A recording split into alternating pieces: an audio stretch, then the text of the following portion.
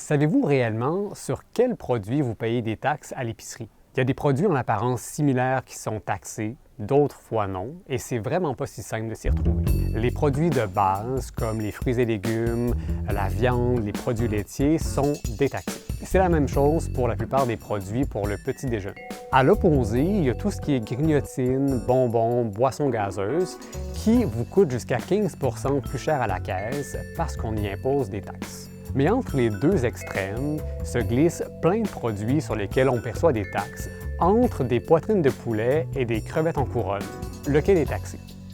Mais ce sont les crevettes en couronne parce que c'est considéré comme un plateau d'aliments préparés. Si on reprend les mêmes poitrines de poulet maintenant et qu'on les compare à un poulet de rôtisserie, c'est encore une fois le poulet de rôtisserie qui est taxé parce qu'il est prêt à être consommé.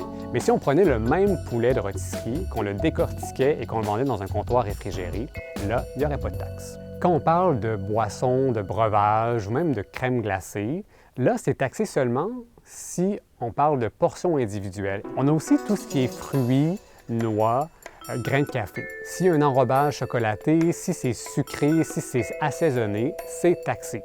Les noix naturelles, elles, ne sont pas taxées. Par contre, si on mélange des noix naturelles entre elles, elles deviennent taxables.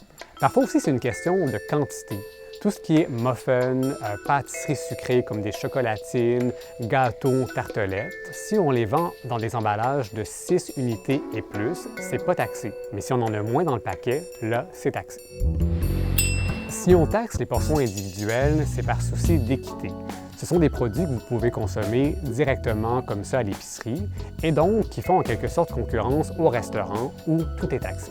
Ce qui vient compliquer l'équation, c'est qu'en plus de ça, il y a des produits qui deviennent taxables à cause de la réduflation. Ça, c'est le phénomène qui fait en sorte que vos produits rapetissent à l'épicerie. Il y a des boîtes de barres tendres aux céréalières qui sont passées de 6 barres à 5 barres et qui sont devenues taxables. Mais est-ce qu'on devrait taxer des aliments? Là-dessus, les experts ne s'entendent pas. Certains voudraient que tous les aliments, pas juste les aliments de base, soient détaxés, mais il y a aussi d'autres experts qui voudraient qu'on taxe davantage tout ce qui est boissons sucrées ou aliments ultra transformés, considérés comme néfastes pour la santé, pour en décourager la consommation.